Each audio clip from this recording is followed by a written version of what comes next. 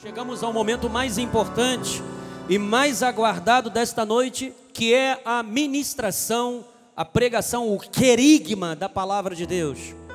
Abra sua Bíblia, por gentileza, no livro do Apocalipse, capítulo 2, versículo 1. O tema da nossa mensagem é Éfeso, uma carta de amor do noivo para a sua noiva. O meu coração, ele arde com essa expectativa, se alegra quando eu abro a palavra de Deus e vejo o amor de Deus expresso em cada página da Bíblia Sagrada. Tudo isto resume-se em uma só sentença: que Deus, ele nos ama, Deus, ele é amor. Só podemos amar verdadeiramente sobre o viés de Deus. Não existe amor sem Deus, amado. Qualquer amor fora de Deus não é um amor puro. Então, que você tenha grandes expectativas, esteja aberto para o que Deus falará através da sua palavra. Amém? Eu quero glorificar a Deus neste exato momento, porque eu estou aqui por causa de Deus. Única e exclusivamente foi o Espírito Santo quem assim o quis. E eu glorifico a Deus por esta grande honra que Ele nos concede quando estamos aqui neste altar apostólico e profético, reproduzindo o apostolado. Amém? Quero também agradecer a Deus pela vida da minha família, minha esposa maravilhosa, abençoada, com esse sorriso radiante, duplo, triplo, quádruplo. Quero também agradecer a Deus pela vida dos nossos bispos nacionais, abaixo do nosso apóstolo e profeta Miguel Ângelo, da nossa bispa primaz, doutora Rosana, nossa liderança, para a glória de Deus. Quero agradecer a Deus também pela vida do nosso apóstolo e profeta Miguel Ângelo, o anjo deste ministério, a quem nós temos muita honra em estar aqui dando continuidade a este apostolado da graça de Deus. Muito obrigado, apóstolo, pela confiança e pela credibilidade, e eu tenho certeza que Deus a cada dia o encherá de inspiração para que possamos continuar firmes nesta visão poderosa. E quero agradecer a Deus, especialmente também por você que está aqui, povo de Deus, especial, comprometido com a verdade, não abre mão do seu chamado. Olha, Deus seja louvado pela sua vida, mano. Deus seja engrandecido pelo seu testemunho de fé, pela sua coragem de você ter vencido, sabe, o clima instável da nossa sociedade, o frio. Deus seja louvado por você e que Ele te recompense através da palavra, em nome de Jesus.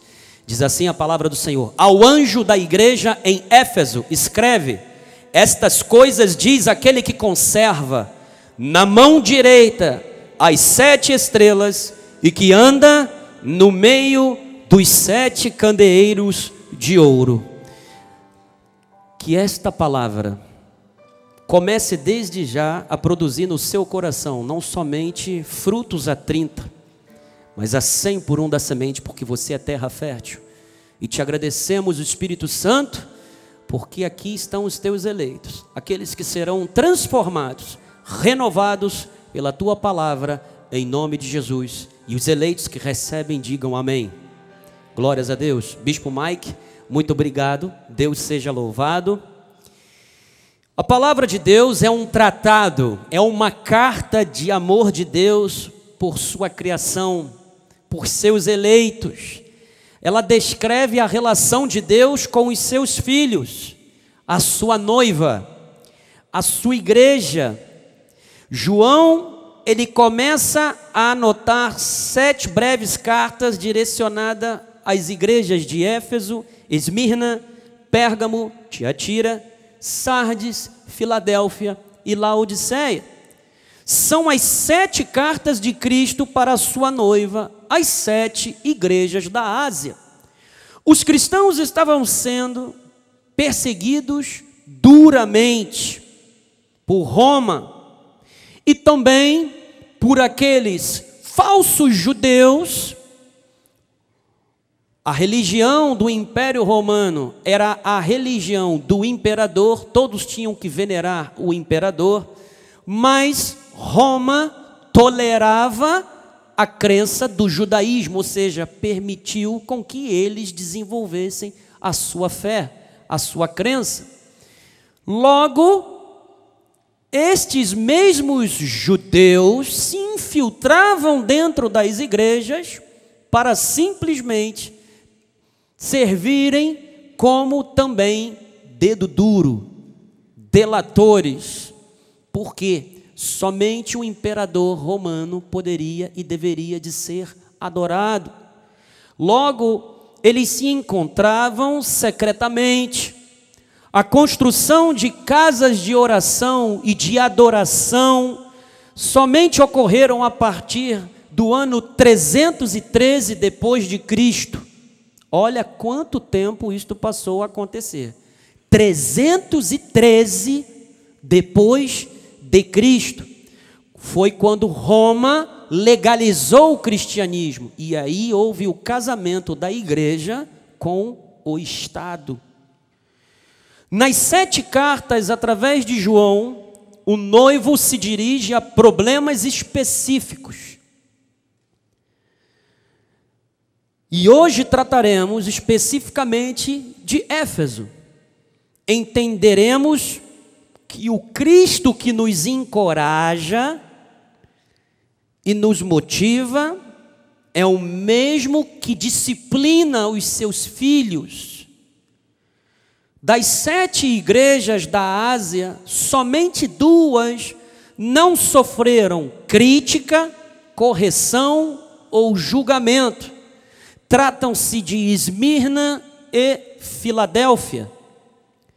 Mas entenda que quando Deus disciplina os seus filhos, é porque Ele nos ama, é porque Ele nos trata com amor.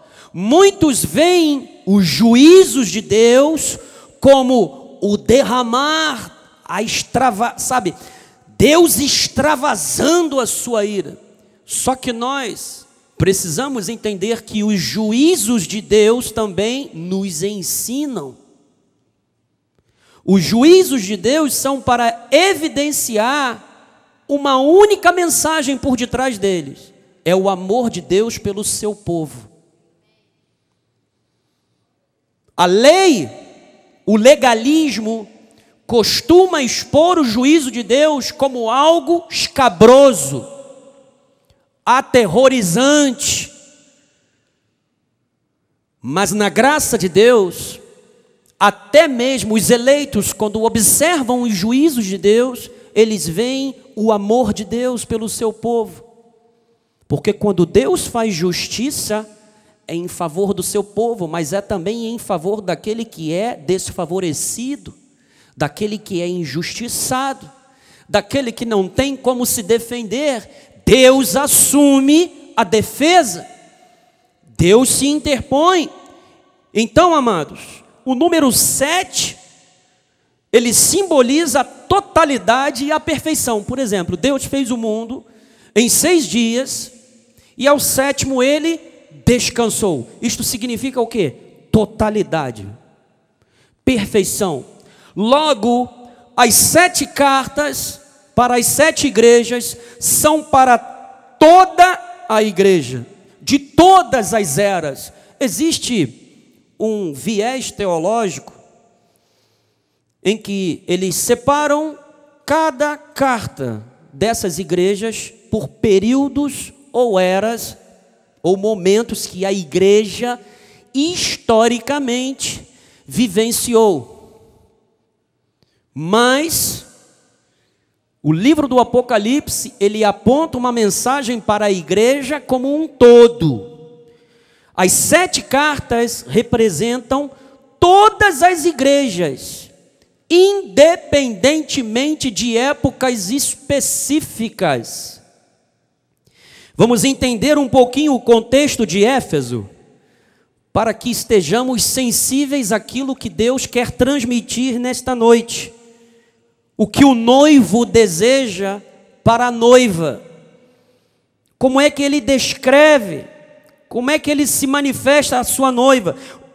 Éfeso foi uma igreja pastoreada pelo apóstolo Paulo, e ela possuía na época uma das 7 maravilhas do mundo, que é o templo de Ártemis. Ártemis no grego, para os romanos, Diana. Isso porque, de acordo com Filon, que passeou pelas 7 maravilhas, ele constatou isso. A igreja de Éfeso tinha um comércio. Ela era uma cidade que era movida a 2 coisas: a idolatria e a prostituição. Logo, a idolatria movia os recursos econômicos, bombava o PIB de Éfeso, desculpe a expressão e a forma de falar, porque a idolatria era um ótimo negócio para quem usufruía dele e para quem promovia. Logo, haviam muitos sacerdotes, sacerdotisas da deusa da fertilidade. Ártemis era a maior divindade da Ásia naquele período, naquele momento. Por isso, a comercialização das imagens rendiam muitos lucros aos comerciantes, aos empresários da fé naquela época. E isso incomodou tanto, porque Paulo pregou o evangelho lá durante 3 anos e aconteceu um verdadeiro alvoroço. Atos capítulo 20, versículo 28: atendei por vós e por todo o rebanho, sobre qual o Espírito Santo vos constituiu bispos. Paulo já estava antevendo o seu martírio, e ele estava com uma mensagem específica aos bispos, aos presbíteros e bispos de Éfeso: atendei por todo o rebanho. Quem constitui o líder e os auxiliares do líder é o Espírito Santo de Deus. Logo, nós estamos debaixo de uma liderança, de um apostolado, de um profeta vivo, que é o apóstolo Miguel Ângelo, instituído pelo Espírito Santo de Deus. As 7 cartas do Apocalipse são dirigidas a anjos, pastores. Não existe rebanho sem supervisão. Não existe rebanho sem um pastor, ou um co-pastor, porque o pastor supremo é Jesus Cristo. Sempre que você identificar pequenos grupos constituindo-se ou se intitulando rebanhos, mas que não há um pastor, um anjo por trás daquele rebanho, na verdade aquilo não é um rebanho, é um grupo. Porque Deus, ele colocou bispos, pessoas qualificadas pelo Espírito Santo para pastorear a igreja de Deus. Por quê? Porque ele a comprou com o seu sangue, logo ele não poderia deixar o rebanho disperso. Você está em um lugar onde o Espírito Santo de Deus pastoreia a sua vida através de uma liderança. Nós não somos uma anarquia da fé, mas nós entendemos que Deus estabeleceu apóstolos, profetas, evangelistas, pastores e mestres. Para quê? Para o aperfeiçoamento do corpo de Cristo. E ninguém se auto-estabelece, ninguém se auto-intitula, mas quem constitui é o próprio Espírito Santo de Deus. Entenda, a igreja do Cordeiro, que uma das flechas do engano é dispersar o rebanho. Uma das intenções do espírito de Jezabel é criar rachaduras no corpo, criar brechas. Mas nós, em Efésios 4:1, temos uma santa vocação e precisamos preservar o vínculo da paz. Todo discurso de guerra, de peleja, não é o discurso do reino. Bem-aventurados os pacificadores, porque desses aí é o reino dos céus. Porque os pacificadores são embaixadores de Cristo. Nós somos pacificadores. Nós não estamos aqui para pelejar contra outros ministérios. Estamos aqui para pelejar contra a religião, contra o legalismo, contra o engano, mas sempre com uma palavra de amor, de reconciliação. Nosso apóstolo tem dito isto inúmeras vezes. A nós foi nos dado o ministério da reconciliação. Logo, não estamos aqui para promover dissensões. Não queremos esfacelar ou mutilar o corpo de Cristo. Esse não é o nosso chamado, irmãos. Então Paulo diz no versículo 29, eu sei que depois da minha partida, entre vós penetrarão lobos vorazes que não pouparão o rebanho. E que dentre vós mesmos, olha, os lobos às vezes saem de dentro das igrejas. Lembra da parábola do joio e do trigo? À meia-noite, o inimigo vai, semeia o trigo. E Deus permite, porque somente Ele tem autonomia para separar o trigo do joio. Nós estamos aqui para que a sua pá seja manifesta. É através da sua pá que Ele separa a palha do feno.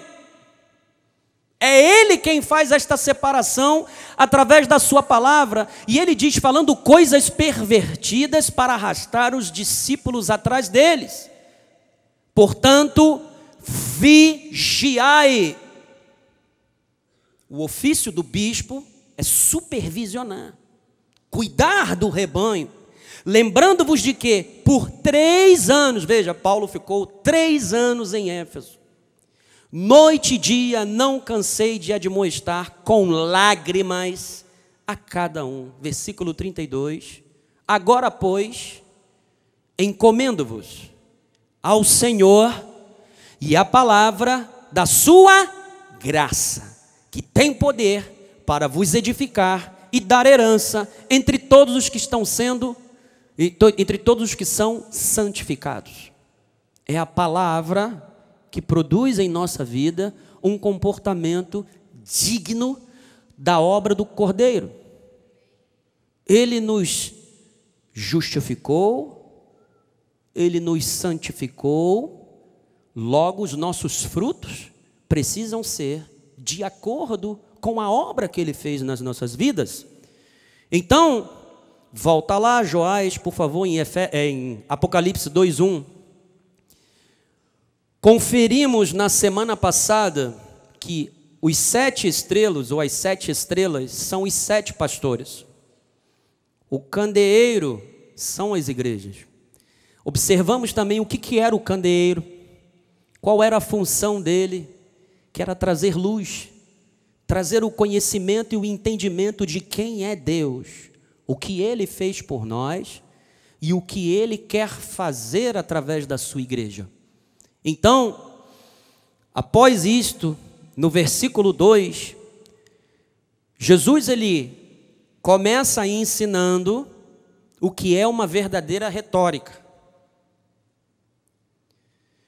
Os mestres em oratória de antigamente, eles recomendavam que os oradores combinassem louvor e censura aos seus ouvintes. Por quê?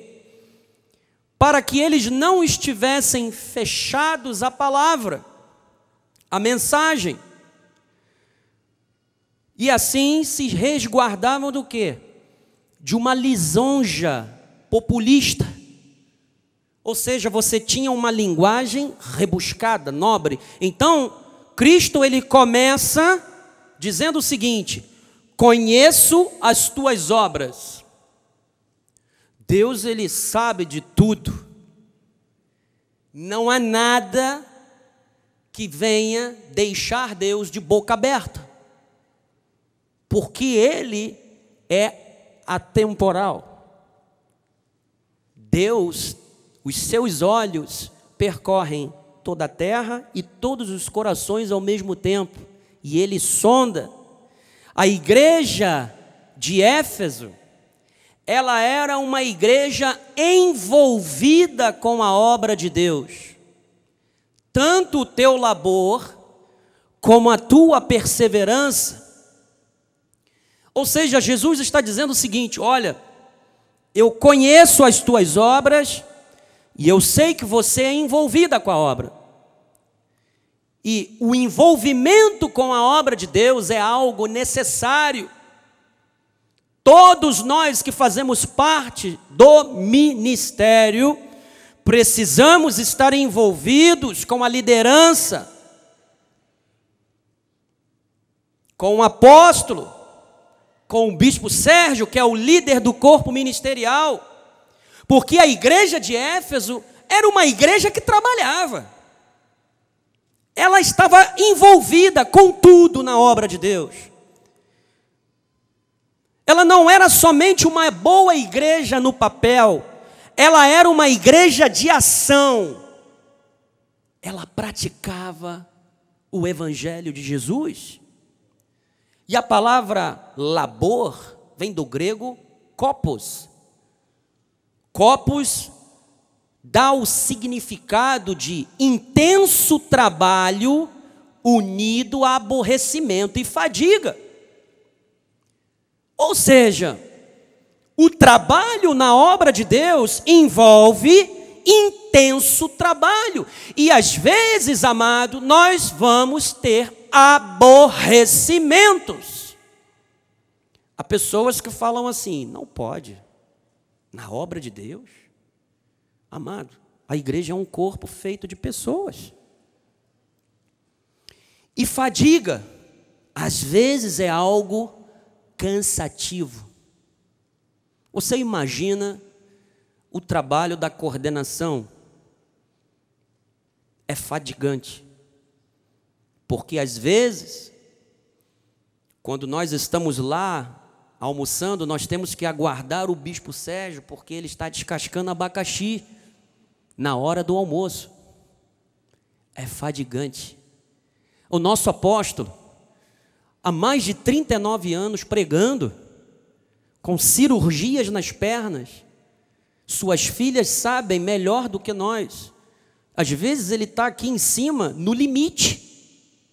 Está com dores na perna, mas nem parece. Porque ele sabe que quando ele coloca dedicação na obra de Deus, amado, até aquilo que nos faz doer passa a ser anestesiado. Denota o cansaço que resulta da labuta, ou labor considerado sob o ponto de vista do cansaço resultante. Ou seja, amado, Éfeso trabalhava duro, trabalho que fazia suar, que levava à exaustão. Às vezes, Nós reclamamos por muito pouco. Às vezes é um tempinho a mais do culto que a gente passa porque Deus dá um sopro, uma inspiração. E há pessoas que já falam, já vão começar a cantar. Quando começam a cantar, eles não querem parar. Claro, nós fomos formados para o louvor da glória dele, amado. Tanto é que nós falamos, olha, quem precisa ir para os seus lares, por favor, pode ir. Nós entendemos. Mas sabe, eles estavam enganjados, eles estavam envolvidos. Eles não eram meros espectadores, meu amado. Você que está no banco, Deus já está te incomodando. Já era para você ter ido lá no Bispo Jorge, no Bispo Jairo, pegar sua ficha, se candidatar ao ministério, mas você está aí sentado. Você está esperando o quê, amado? Deus está renovando o ministério. Nós estamos crescendo. Nós precisamos de pessoas. Nós precisamos de você, amado. É você mesmo que Deus está falando. Para de olhar para o irmão do lado e falar, não é comigo, é com ele. Ele não está olhando para mim, mas Deus está te olhando. O que é que você está esperando? Se ajunte aqui aos guerreiros, amado. Nós precisamos de você. Deus conta com você. Porque a obra que Deus fará através de você foi os dons que Ele depositou na sua vida. 1 Coríntios 15, 58.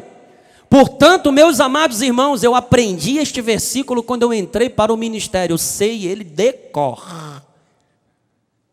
Portanto, meus amados irmãos, sede firmes, inabaláveis e sempre abundantes na obra do Senhor, sabendo que no Senhor... Eu não quero entrar para o ministério, porque eu não estou aqui para servir o homem. Amado. Mas Deus instituiu bispos para pastorear o rebanho.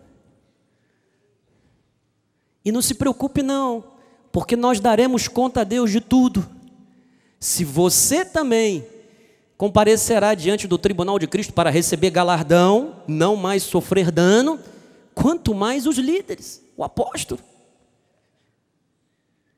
Por que você acha que Paulo lhe dizia, sobre mim há um peso das igrejas, o qual ele tinha o apostolado, sabendo que no Senhor o vosso trabalho não é em vão. Amados, o trabalho de Éfeso se espalhou por toda a Ásia. A igreja de Éfeso foi a igreja líder, foi a sede da Ásia.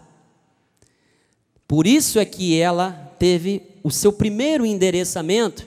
Ela também era fiel à graça de Deus, mesmo com todo o ataque do inimigo, porque haviam falsos ensinos, falsos apóstolos. O que eu acho engraçado é que antes não existiam apóstolos. E aí começou o apostolado da graça de Deus, e aí começaram a aparecer um monte de apóstolos. Esse apostolado não foi ordenado nem se auto-reconhecido, mas foi reconhecido por homens de Deus lá fora. Então, ela se manteve firme a sã doutrina, tornou-se intolerante às heresias. Algumas igrejas, amados, estão paganizadas, pois a palavra não é mais a base. O fundamento não é mais a palavra de Deus. Mas as novidades, o que é novidade? E aí começam a percorrer as igrejas. Vai na igreja dali, vai na igreja daqui, vai na igreja do Valdomiro, vai na igreja Universal, vai no R.R. Soares, vai mais no Silas Malafaia, vai mais não sei aonde, vai mais aquilo, vai lá no Marco Antônio Peixoto, vai não sei aonde. Irmão, tudo bem com você? Tudo bem. Ô irmã, graça e paz, como é que você está? Tudo bem? Como é que está? Estou vendo as novidades.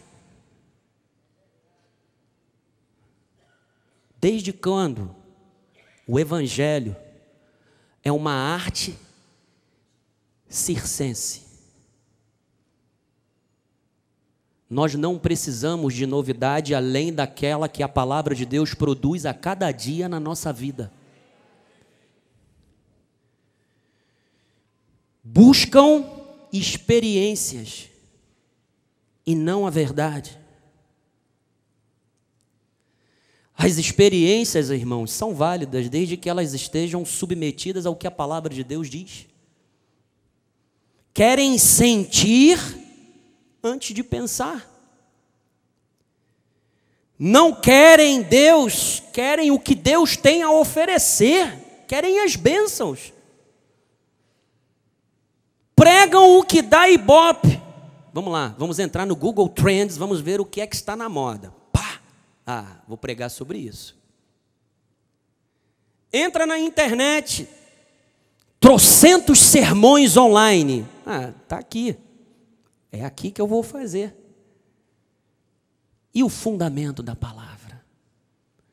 E a dedicação no estudo, em ouvir a voz de Deus, em estar em oração, em pregar aquilo que Deus quer e não o que está na moda ou que está fazendo sucesso? Sabe por quê, meu irmão? É a palavra que transforma, que produz conversão. A palavra produz conversão. E o que está na moda e o que traz novidade produz convencimento. Mas no primeiro sopro do inimigo, toda aquela motivação vai embora. Agora eu estou num lugar em que eu me identifiquei. Você tem que estar identificado com Cristo, amado. Você precisa estar identificado com Cristo. Por isso é que nós pregamos aqui, nós temos uma missão, é a mesma de Cristo. Pregar o Evangelho, levar a palavra. Portanto, amado, algumas igrejas pregam o que dá ibope, buscam a novidade, o que vale é o gosto dos consumidores. Pregam o que o povo quer ouvir. Aqui você ouvirá o que Deus tem a revelar, o que Deus tem de visão para o seu povo. Há igrejas que quem decide é um grupo. Olha, nós votamos aqui, hoje você vai pregar sobre casamento. Sabe, o pastor que está ali foi constituído por Deus para receber de Deus e transmitir. Não pode. Porque ele tem que seguir o que um grupo manda. Amados, nós estamos aqui para ouvirmos a voz de Deus. Uma vez Pedro, quando Jesus estava falando do seu plano, tudo mais, que ia morrer e ressuscitar, e aí Pedro virou e falou assim: Senhor, não fale isso de ti mesmo. O Senhor não tem pena de si, não? Para que morrer? Jesus falou: arreda-te. O cabeça sou eu, você é membro do corpo. O cabeça da igreja é Cristo. Não é o membro do corpo. Quem manda na igreja é Cristo. E nós estamos aqui para obedecer o que Ele tem a revelar. Hebreus capítulo 5, versículo 11 e 14. Porque eles tinham discernimento espiritual. Volta no 2:1, no 2:2, Joás. E que não podes suportar os homens maus, e que puseste à prova os que a si mesmos se declaram apóstolos e não são, e os achastes mentirosos.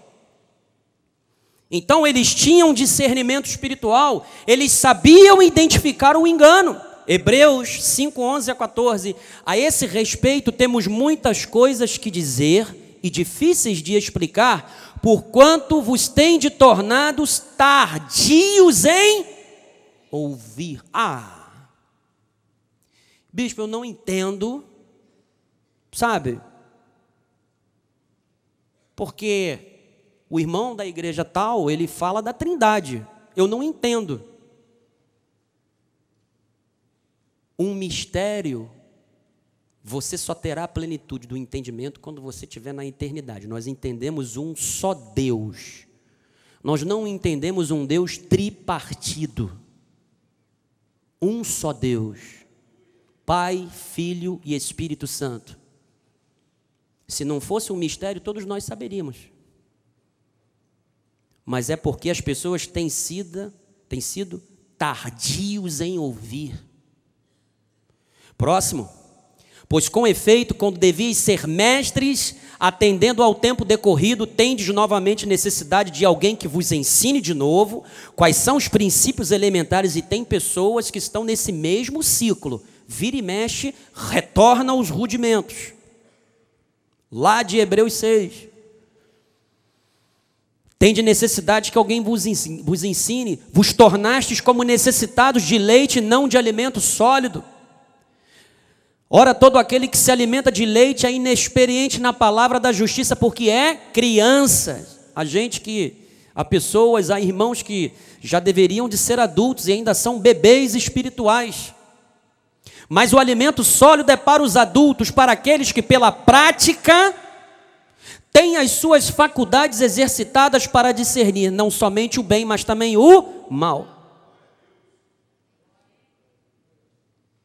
Não adianta somente crer, tem que praticar, tem que vivenciar. Eles eram perseverantes na tribulação, Apocalipse 2:3, e tens perseverança, e suportaste provas por causa do meu nome, e não te deixastes esmorecer.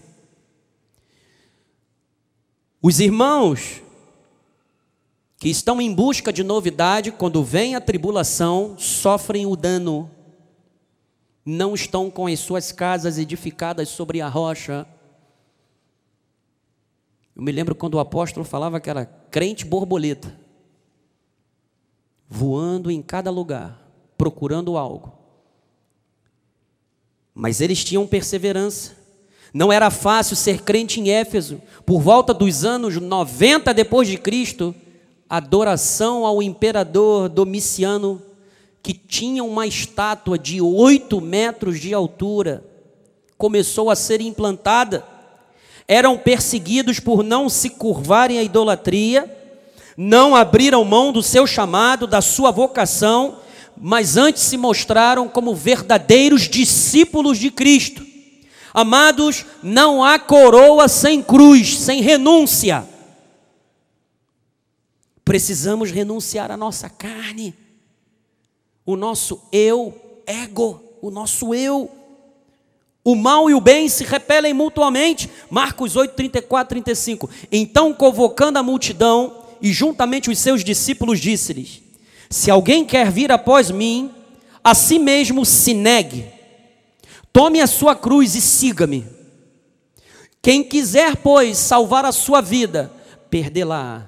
E quem perder a vida por causa de mim e do evangelho, salvá-la. Romanos 12, 11. Como é que eu me mantenho perseverante em meio à tribulação? Já foi pregado aqui. Bispo Sérgio já trouxe essa mensagem. No zelo não sejais remissos, sede fervorosos de espírito, servindo ao Senhor. Regozijai-vos na esperança, sede pacientes na tribulação, na oração perseverantes. Não existe a renovação das energias sem uma oração carregada pela palavra de Deus, amado. Se você não tiver tempo para estar diante de Deus em oração, quando vier as tribulações, você vai tremer na base, desculpe a forma de falar. Mas quando você está firme em oração diante de Deus, você se regozija numa esperança tremenda, porque você sabe que você tem uma coroa que está sendo preparada para você.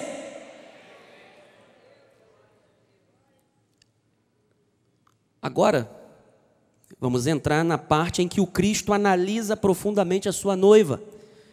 A ortodoxia, eu estou lendo muito porque este sermão é um sermão pastoral. Ele requer uma perfeita transmissão da mensagem para que você compreenda. Tanto é que nós estamos variando o sermão de textual para tópicos. Expositivo, para textual, para que você compreenda a mensagem, o que ela está querendo dizer. O que é ortodoxia? A ortodoxia é a crença correta. Eles tinham uma doutrina correta, mas estava deficiente em algum momento, pois Éfeso estava se afastando da prática da piedade, do exercício do amor. E aí nós vemos muitas igrejas doutrinariamente perfeitas, mas sem um ato de amor, de fé, de uma fé viva.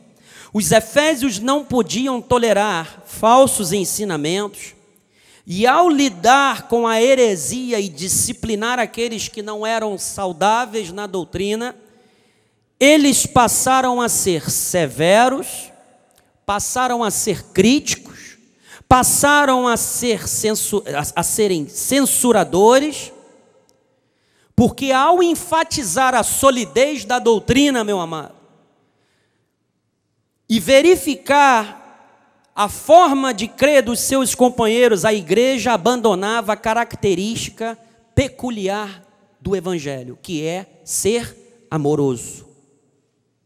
Eles deixaram de ser uma igreja amorosa para se tornarem uma igreja legalista. Eles olhavam para as pessoas e friamente, através da letra, a letra mata. Mas o que é que vivifica? É o Espírito. E aí, amado, eu quero dizer para você que você tem aqui bispos e pastores qualificados por Deus e também secularmente para te orientarem da melhor maneira possível. Não vá fazer gabinete pastoral lá fora, muito menos com quem saiu daqui. Isso é muito sério, porque os legalistas, a lei lá fora, ela vai simplesmente te ouvir sob o viés do que está escrito tão somente. Isso é interessante, porque se você não tem o amor vivo dentro do seu coração, dentro de você, você vai simplesmente exercer um aconselhamento sem misericórdia. Então a igreja de Éfeso se tornou uma igreja legalista. Quando abandonamos o primeiro amor, quando substituímos o amor a Jesus pela ortodoxia, pelo trabalho, acontece o esfriamento. Nós precisamos de equilíbrio. Tenho, porém, contra ti, que abandonaste o teu primeiro amor. A igreja estava como Marta. Lembra de Marta? Lucas 10, 38 a 42. Marta estava muito ocupada com o trabalho, ao invés de aproveitar o Senhor ali e amá-lo. Meu irmão, o amor é a marca do discípulo. O trabalho de Deus não pode substituir o lugar a Deus. O trabalho não substitui o amor. João capítulo 13, versículo 34, novo mandamento vos dou, que vos ameis uns aos outros, assim como eu vos amei, que também vos ameis uns aos outros. 2 vezes Jesus falou a mesma coisa. Nisto conhecerão todos que sois meus discípulos, se tiverdes amor uns aos outros. 3 vezes Jesus falou a mesma coisa. Cristo preocupa-se mais com o que fazemos com Ele do que com o que fazemos por Ele, amado. Deus está mais interessado em um relacionamento com Ele do que o trabalho para Ele. Como assim, bispo? Amados, quando você está amando a Deus, vivenciando esse primeiro amor o tempo todo, o teu trabalho será proveitoso, será produtivo. 1 Coríntios 13, 1-3. Ainda que eu fale as línguas dos homens e dos anjos, se não tiver amor, serei como o bronze que soa, ou como o símbolo que retine. Ainda que eu tenha o dom de profetizar e conheça todos os mistérios, e conheça e toda a ciência, ainda que eu tenha tamanha fé ao ponto de transportar montes, se não tiver amor, nada serei. E ainda que eu distribua todos os meus bens entre os pobres, e ainda que entregue o meu próprio corpo para ser queimado, se não tiver amor, nada disso me aproveitará. Odiar o erro, amado, e o mal não é o mesmo que amar a Cristo. Uma esposa pode ser fiel a seu marido sem amá-lo com toda a sua devoção. E vice-versa. Ela cumpre os seus deveres, mas não estão motivados por um amor intenso e profundo. Ela faz porque ela tem a obrigação. Isso é muito sério. Tão sério que 30 anos antes, Paulo escreveu a Éfeso falando sobre o relacionamento do marido com a esposa. 30 anos antes. Maridos, amai vossa mulher, como também Cristo amou a igreja, e a si mesmo se entregou por ela, para que a santificasse, tendo-a purificado por meio da lavagem de água pela palavra, para apresentar a si mesmo igreja gloriosa, sem mácula, nem ruga, nem coisa semelhante, porém santa e sem defeito. Assim também os maridos devem amar a sua mulher como ao próprio corpo. Quem ama a esposa, a si mesmo se ama.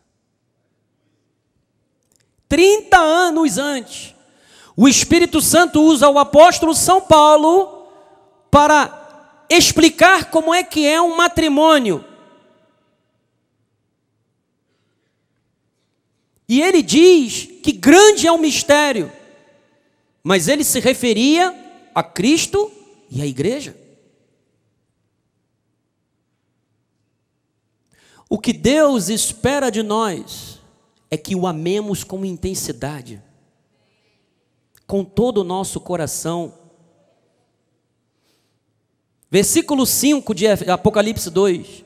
Lembra-te, pois, de onde caíste, arrepende-te e volta à prática das primeiras obras. E se não venho a ti, moverei do seu lugar o teu candeeiro, caso não te arrependas. Olha, Cristo chama a sua noiva para cair em si. Lembra do filho pródigo? Isto se chama arrependimento. A igreja não está sendo chamada para relembrar pecados, o seu passado, mas para que ela faça um autoexame. 1 Coríntios 10, 28.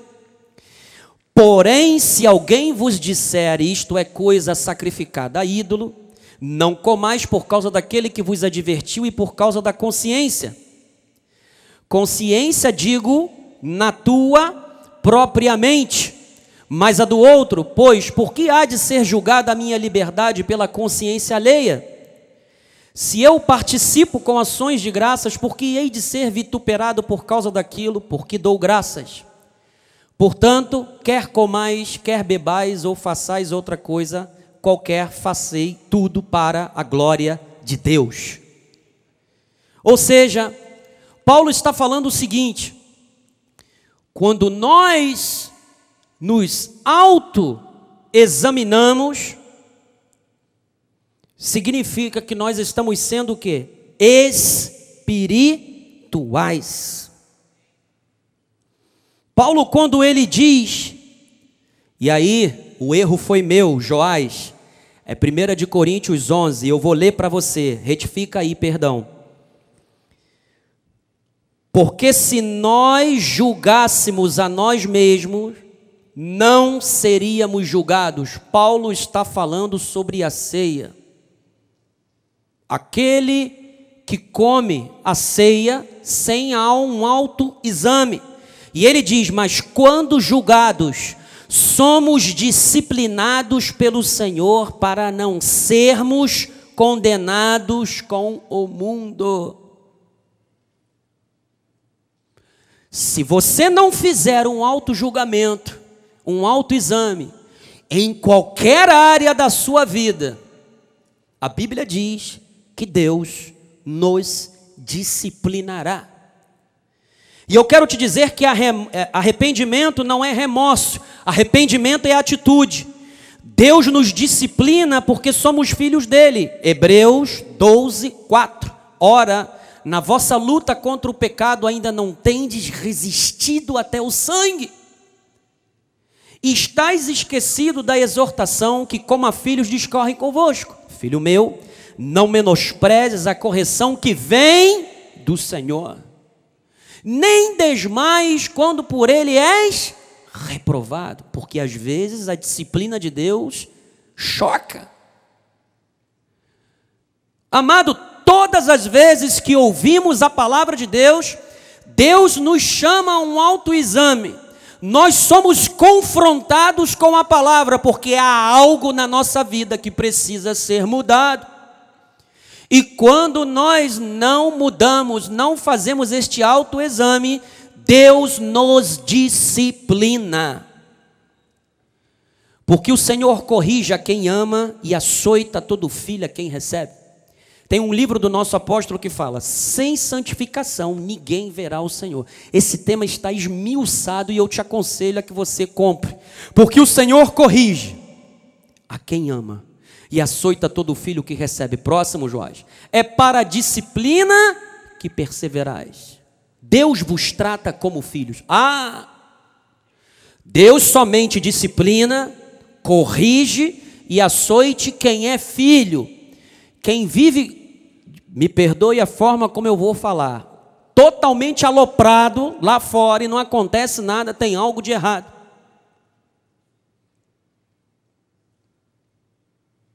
Quando nós começamos a sair do prumo, Deus ele vem com o seu amor e a sua bondade. Retorna. Volta porque não é por aí. E se você virar para Deus e falar, eu vou continuar, Ele vai falar, tudo bem, pode ir.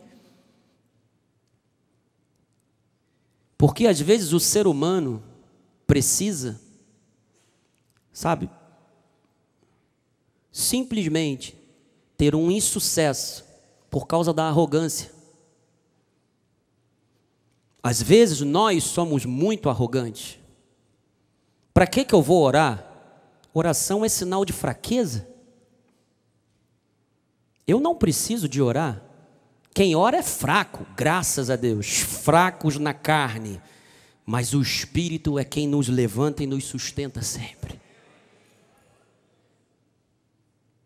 Mas se estáis sem correção, de que todos se têm tornado... olha, isso daqui não é para um e para outro, não. É para todos. Logo sois bastardos e não filhos. Você é filho de Deus. Por isso é que Deus te disciplina.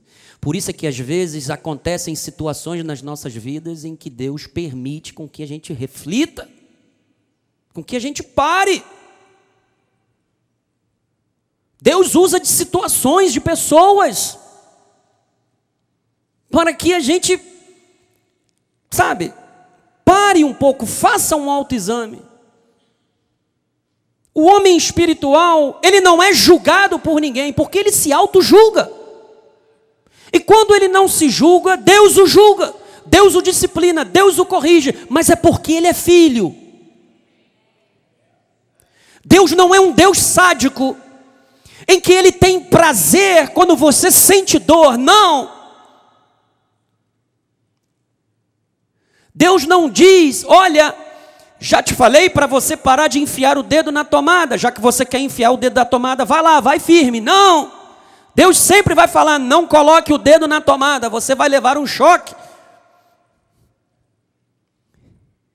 Porque Ele te ama. Deus quer mudar você. Deus quer remoldar o vaso. Deus quer que você se entregue diante dEle. Deus, Ele te leva para que você esteja diante dEle de oração, para que você reconheça a tua fraqueza, a tua dependência, o quanto você precisa de Deus. Nós precisamos de Jesus. Nós precisamos desse amor, porque é esse amor que a cada dia nos molda. É o amor dele, amado. Eu posso conhecer a doutrina, sabe, de frente para trás, de trás e para frente. Se eu não tiver amor, não terá aproveitamento algum.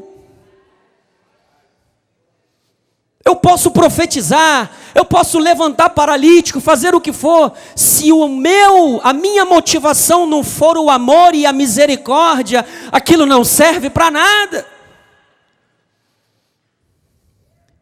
E Deus nos ensina a cada dia a amá-lo, a buscá-lo. E aí vem o sofrimento, vem as tribulações, porque se não tivesse luta, ninguém vinha para a igreja, ninguém oraria, ninguém leria a palavra, humanamente falando, ninguém faria isso. Mas Deus sabe como é que trabalha os seus vasos. E Ele trabalha dia após dia, porque você não é bastardo, porque você é filho. Versículo 9. Além disso, tínhamos os nossos pais segundo a carne, que nos corrigíamos e os respeitávamos. Não havemos de estar em muito maior submissão ao Pai espiritual, e então viveremos? Pois eles nos corrigiam por pouco tempo, segundo melhor lhes parecia. Deus, porém, nos disciplina para aproveitamento. Deus está sempre interessado naquilo que Ele fez de melhor por você lá naquela cruz, a fim de sermos participantes da sua santidade, porque sem santidade, sem santificação, ninguém verá o Senhor. Quer ver Deus agir? Quer ver Deus fazer milagres? Quer ver Deus fazer prodígios e maravilhas? Participante da sua santidade. Seja participante da santidade dele. Continue depois em casa, porque o tempo já está me dedurando, me desculpe a forma de falar. Efésios é hoje uma cidade fantasma. Ela está na Turquia. Éfeso é uma cidade morta. Havia um rio que ligava Éfeso ao mar, e era também uma ligação para o resto do mundo. Esse rio está entupido de lodo, é lodo puro. A igreja que era líder perdeu o seu candeeiro. E todos nós estudamos na semana passada qual era a função do candeeiro, era trazer luz. Amados, uma igreja, Deus pode remover o candeeiro dela? Pode. Nosso apóstolo mesmo testemunha que se ele não tivesse uma vida diante de Deus, de retidão diante de Deus, Deus remove o candeeiro. E foi o que Deus fez com Éfeso. A luz se apaga, amados, sem o verdadeiro amor. Para sermos luz, o nosso coração precisa estar correto para com Cristo e o meu irmão.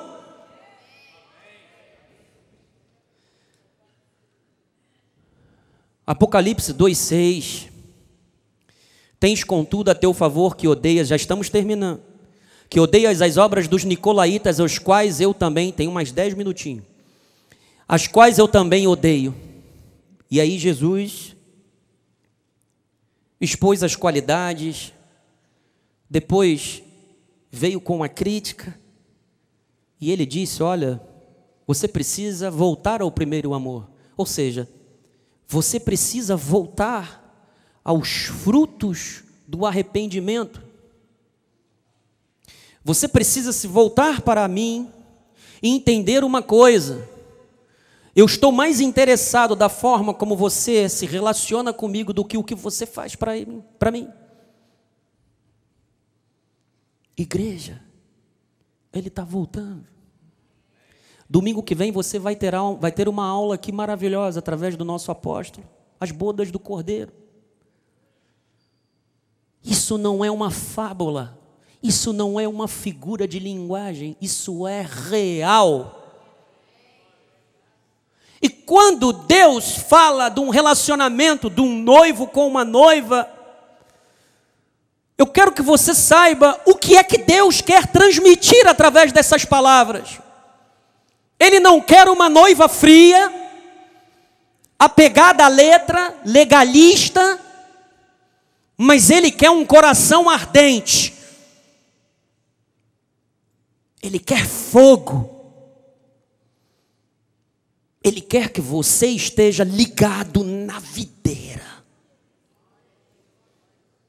para que possamos dar muitos frutos. Então, de acordo com alguns escritores cristãos primitivos, por exemplo, Eusébio de Cesareia, Irineu, Hipólito, os nicolaítas eram seguidores heréticos de Nicolau, de Antioquia, um dos 7 diáconos da igreja primitiva. Sua presença na igreja ameaçou destruir a integridade e a pureza da fé e da conduta cristã. Eles apregoavam o seguinte: a carne para nada aproveita, manda bronca, meu amado, porque a graça perdoa e cobre multidão de pecados. Heresia! Nós não fomos chamados para isso. Romanos 6:1. Que diremos, pois, permaneceremos no pecado para que seja a graça mais abundante? 2. De modo nenhum. Como viveremos ainda no pecado? Nós, os que para ele morremos. Existe um clássico da literatura cristã, da era dos apóstolos, que se chama O Pastor. Foi escrito por Hermas. Era um antigo escravo que foi liberto. E quando ele fez esse livro era recheado de legalismo. Por quê?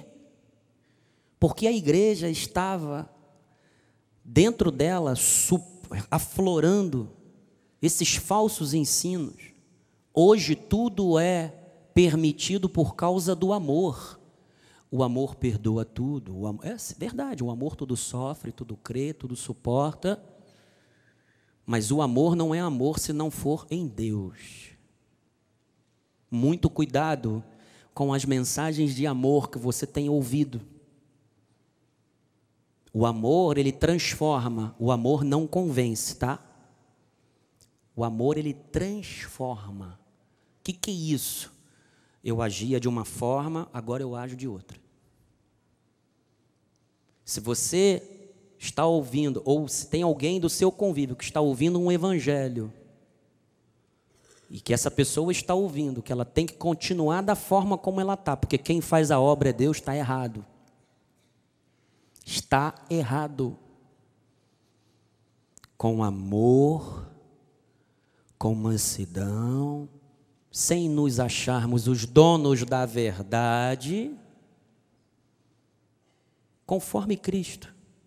Simplicidade e humildade, expor a palavra. Logo, amado, eles pregavam um evangelho liberal, sem proibição, onde o corpo era uma pura matéria, insignificante frente à eternidade do Espírito. Isso também tem uma parte de gnosticismo. Transformaram a graça de Deus em libertinagem. Eles eram opostos aos legalistas, aos judaizantes. E eu concluo dizendo o seguinte: noiva de Cristo, precisamos estar atentos quanto aos falsos ensinos, zelosos pela doutrina, mas precisamos ter o fogo do amor em nossos corações. O amor nos faz olhar com graça e misericórdia. O amor nos livra da religiosidade e nos dá equilíbrio para amarmos a Deus e aos irmãos, a nos relacionarmos com sabedoria e intensidade. Voltemos às primeiras obras, ou seja, aos frutos de arrependimento.